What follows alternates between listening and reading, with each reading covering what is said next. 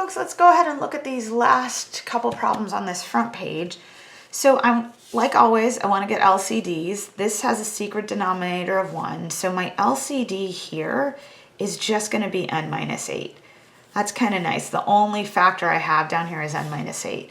On this front, if I wanted to break down this trinomial, I could break this, if we think about what are two numbers that multiply to positive 10 but add to negative 7, it'd be r minus 5, r minus 2.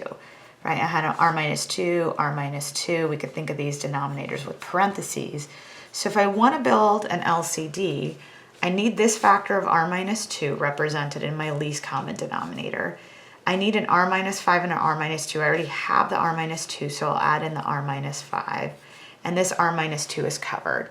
And again, I always take the least, or the smallest, or excuse me, the largest exponent when building my least common denominator. These are all raised to the first power. So my LCDs just need to have those factors raised to the first power. Okay, so I'm gonna erase my work here because again, like always with these, I just don't have a ton of room. So I'm gonna erase my LCD work. And then for both 9 and 10, I'm gonna multiply each fraction by that LCD so that I can get rid of those fractions in these rational equations. All right, so let's take n minus 8 and multiply it to 1 over n minus 8.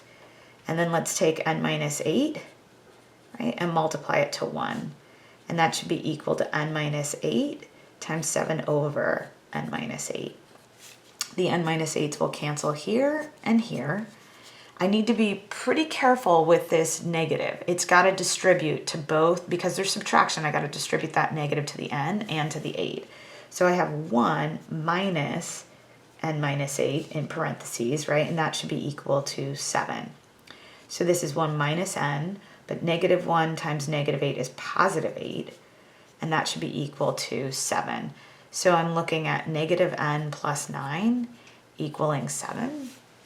And depending on what you want to do, you might want to add the n to the other side. You might want to subtract 9 from both sides. I'm going to go ahead and just subtract the 9 from both sides.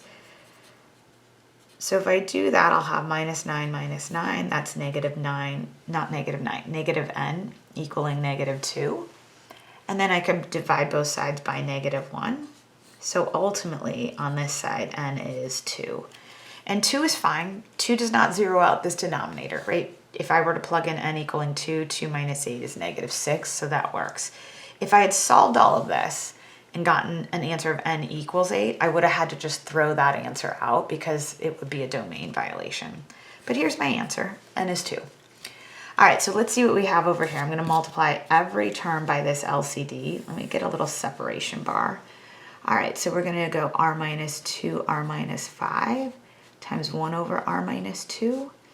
I'm going to have r minus 2, r minus 5 times 1 over, now instead of writing r squared minus 7r plus 10, I'm going to write it in its factored form because it'll allow me to cancel or see that cancellation a little bit more easily. And then I have r minus 2, r minus 5 times 6 over r minus 2. All right, the r minus 2's go, r minus 2, r minus 5, and the r minus 2's go.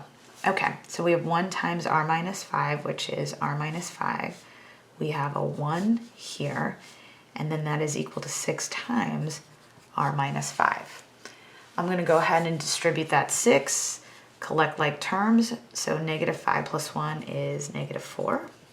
This is 6r minus 30.